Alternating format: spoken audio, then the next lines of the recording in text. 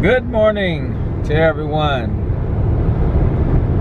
Welcome to the Southern Boy Prepper channel. Today we got a trip to head to Baton Rouge. We're currently just getting on the Atchafalaya Basin, which is over a 20-mile long bridge. Put your seatbelt on and enjoy the ride. So there is stories of Bigfoot in these woods, and of all the times that I've driven this bridge, I've never seen a Bigfoot. We're actually crossing over the Henderson Swamp right now, and let's see if I can get you a picture through my dirty windows. Once we get some of these trees cleared, you can see what I'm talking about. This is the Henderson Swamp. The sun is out, no clouds in the sky, over me at least. A lot of fishing happens in this swamp. A lot of times you can see boats. I can't because I'm driving, but you can see boats all over with fishermen.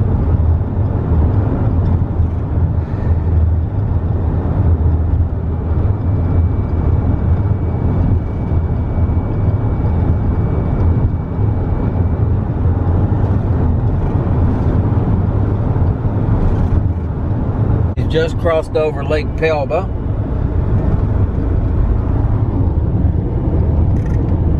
The Atchafalaya Welcome Center is close. There's an exit here that you can exit off and go to the rest area. And you can also look at the history of this area of the Atchafalaya Basin. Now we are now crossing over the Atchafalaya River. So many swamps and rivers and lakes. That was the Atchafalaya River we just crossed over. And when we get closer to Baton Rouge, I might be able to get to show you a quick glimpse of traveling over the bridge and our state capital. This morning, I got up and I was on the road by 5:30, and it's now 7:41. It takes me 3 hours to get to where I need to be. And was met with a lot of heavy fog. A lot of it's lifted now. Then there's still some areas that have patches of it. Now we're about to get into some cloudy areas, which I think the fog is, we'll run into some fog as well.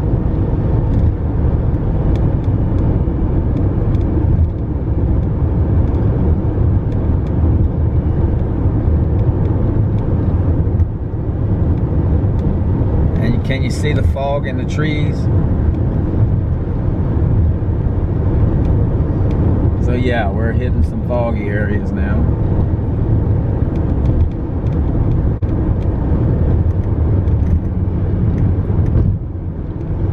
You have to be really careful on this bridge if you like to ignore the speed limit.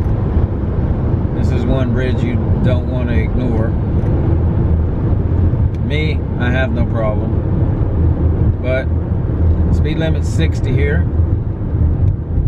and it's strictly enforced by patrol cars and also by helicopter.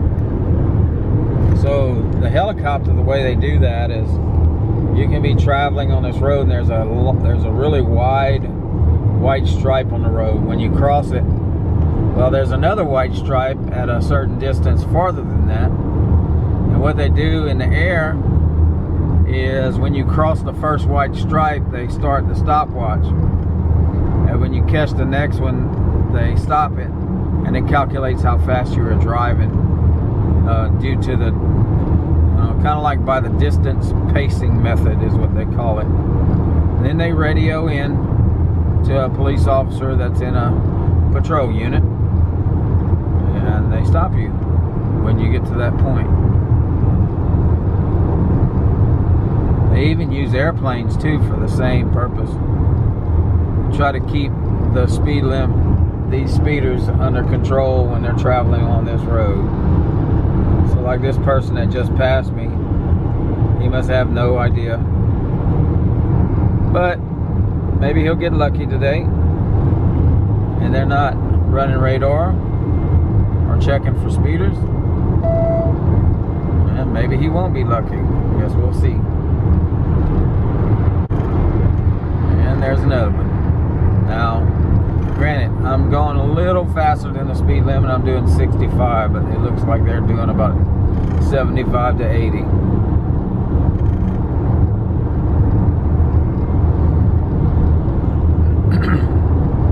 My last video I posted, I talked briefly about the hurricane. Yeah, there's a tropical storm in the Gulf, and the trajectory of the hurricane was putting us directly in the cone, in the middle of the cone, which would have meant it came straight over us. I think it's shifted a little bit. We're hoping and praying that it dissipates and it just goes away. But all you guys praying, you've already told me, which I really appreciate it. And we're definitely hoping that it just goes away and it don't affect anybody. Because all of these hurricanes that we've lately been seeing is actually, they've been pretty intense on some of them. I've been through a Category 3 hurricane, and let me tell you, it's something that you do not want to experience. It is a tough one, and we're not going to go anywhere, as we'll be bunkering in for this storm if it does come. Now this is Whiskey Bay, and as you can see, if you look in the middle of these two, in the median, I guess you can say, you can see all the vehicles. That's where they're launching their boats. You can't see it now, we're too close, but they launched their boats here and leave their vehicle there until they get back.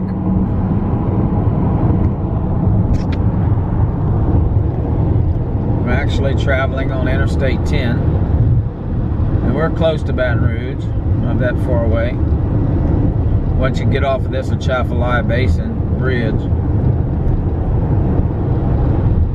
you're not that much further.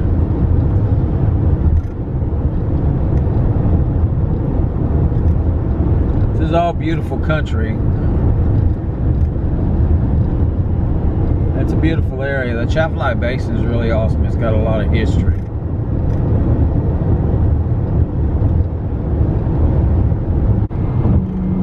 And we are now off of the Atchafalaya Basin Bridge.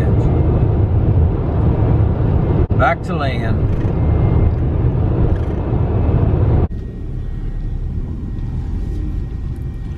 Well, I need fuel, guys, so let me get this thing filled up and I'll get back with you.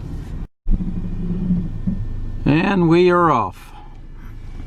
Got a full fuel tank, don't have to worry about that. And now we can make it to our vendor location. Shows I'm gonna be there about 8:42 in the morning. I'm scheduled to be there for 9, so I'm a little early. As long as this traffic doesn't interfere, because right here is where the traffic stops most of the time. I've been stuck in this traffic for, when you get back on the interstate, for 30 minutes at one point, sometimes an hour, just to get over the bridge. So I'm kind of hoping that everything's kind of clear today. It looks like traffic's moving. Take the ramp on the right. Which is good. A lot of people getting on the interstate at the same time.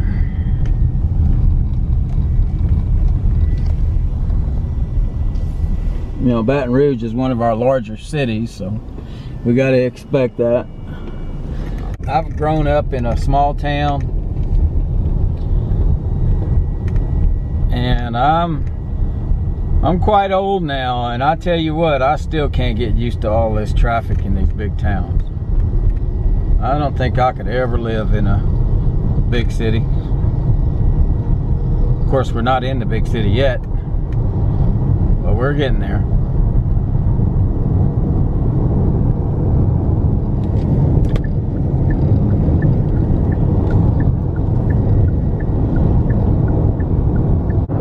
There's the bridge.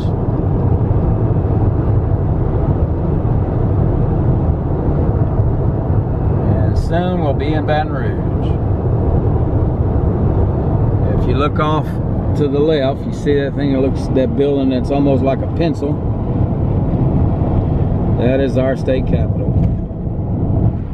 You could actually take an elevator all the way up to the top.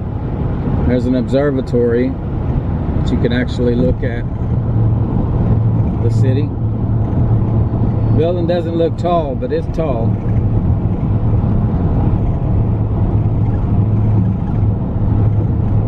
We are almost to the top of the bridge. Not really a tall bridge.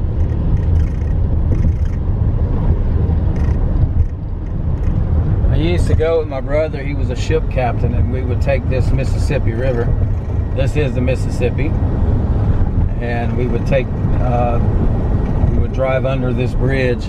We'd go for a little, he'd let me go with him for a few miles on the boat. We're looking for Perkins Road. This is about a mile from here. This is a famous restaurant. This is called Joe's Crab Shack. I don't know if I can zoom into it or not, but we'll see. You can catch a picture of the sign. These things are all over the place. They got them in Texas as well. If you want some good crabs, some barbecued crabs, that's the place to go. Well, of course, they got other items too that you can order off the menu. But when we go, it's barbecued crabs. And we have made it to our destination. Okay, guys, let me get my little job done, and once we're finished here, we will talk soon. So we completed our mission in Baton Rouge, and we're actually on our way home. A 2-hour visit turned into a 6-hour visit today. It is now close to supper time. It's 4 o'clock, so that's close enough to stop in at this place that I like to go to whenever I come to this area. And it's called Don's, and it's located in Scott, Louisiana. And when I go, I like to get the couple of pounds of Boudin,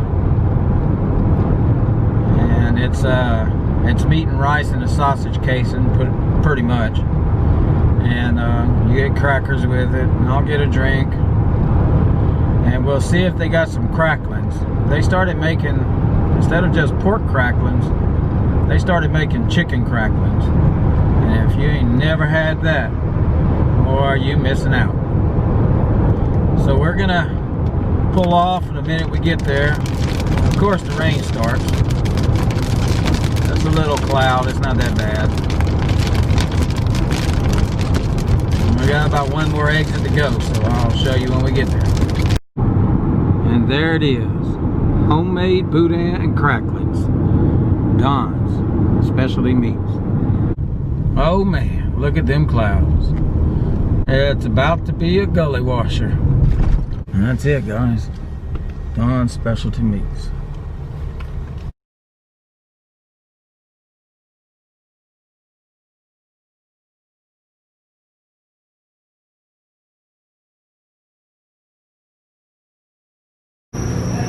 So Don's has all kind of specialty meats.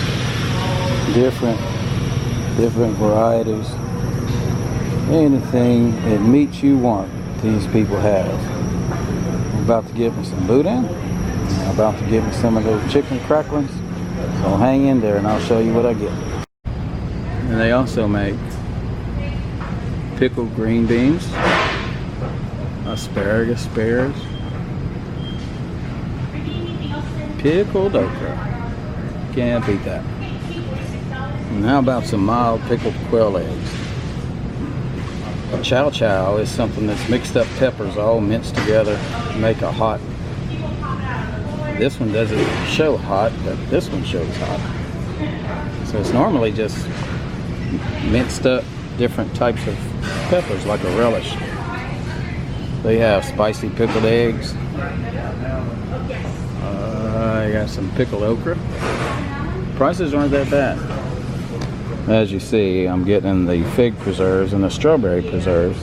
We got spicy pickled eggs. And queso extreme. I bet you this is hot. And I got queso. The white queso. Jalapeno stuffed olives.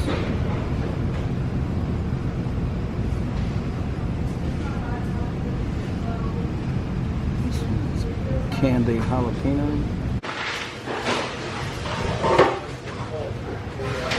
So good. Try our specialty meats. I don't know if you can see that.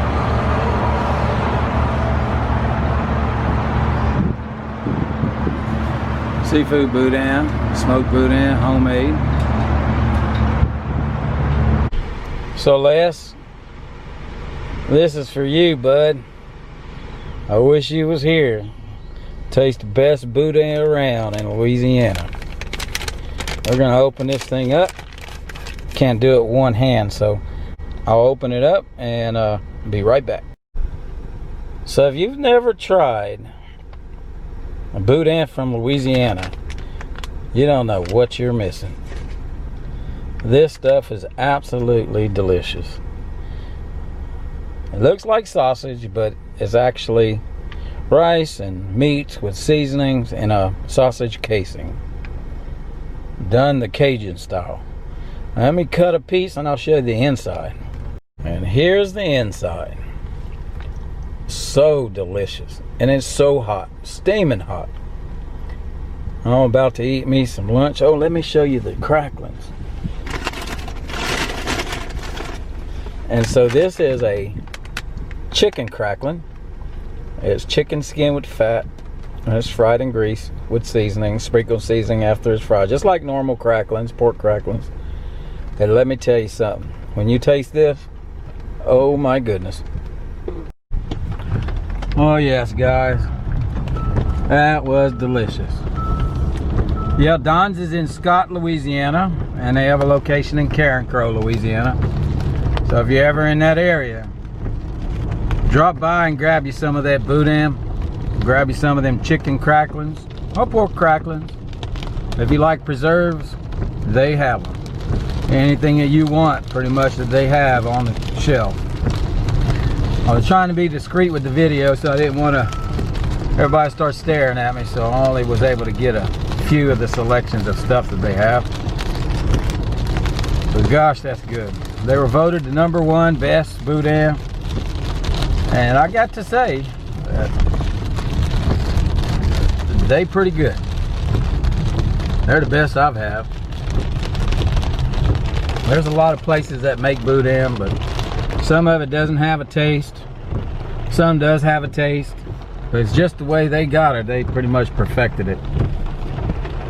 Gotta get through this roundabout so I can get back on the interstate. That big cloud I showed you, it's starting to break. It's starting to rain, so maybe I can outrun it, right? Les, I hope I didn't make you hungry, because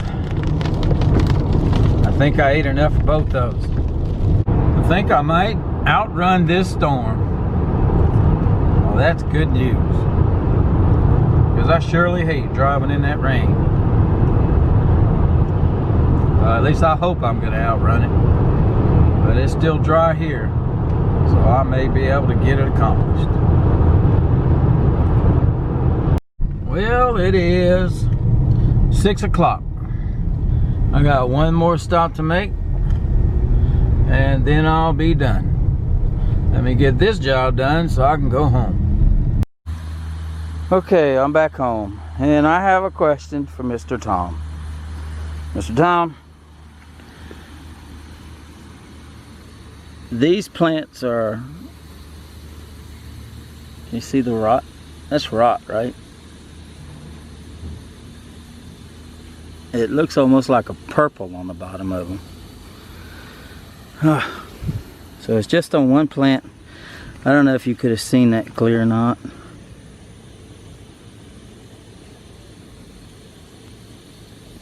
So maybe that's not good. So I'd like to know if there's something I can do with it. If you think that I should just pull these tomatoes off, or what to do. Now this little one is really small. It's not but about 10 inches tall, but they got some huge tomatoes on the bottom. So I guess I need to pull those tomatoes, right? So I'll wait for your comment if you can. I'd appreciate it. Yeah, what a day. It's been a day, and it's almost dark, so I can't really do what I want to show you guys. But this plant is almost shoulder height to me. This is in a small garden, and I'm trying this in the dark. I'm doing this in the dark. It's been a day. Oh, we just got finished with, oh, here's Zoe's radishes. They're growing. They're getting big. Zoe's got her own little tire garden. And we just cleaned the brooder for the chicks. And here they are, guys. Look how big they're getting. It's time for that building to get here. That one there is so huge. I don't know if you can see it through the light. I got the cage, the roof on, so my little automatic waterer is working great. So this weekend we're gonna have to move this thing just in case we get some bad weather. But the last report is it's breaking up. Don't know what it's gonna do when it gets in the Gulf yet. It's too early. So we're kind of hoping it's just gonna be not as bad as, not even a Cat 1, you know, on the hurricane status. These little chicks are busy right now because they're trying to find the mealworm that Miley put in here. They're going crazy. They're all over. All of them look healthy. It doesn't look like any of them are sick. So we still have 22. Keep it up. Thank you guys for watching us today. And stay tuned for more with the chicks and the garden and whatever else we can come up with on the homestead. Y'all stay safe and well and prepare for the unknown.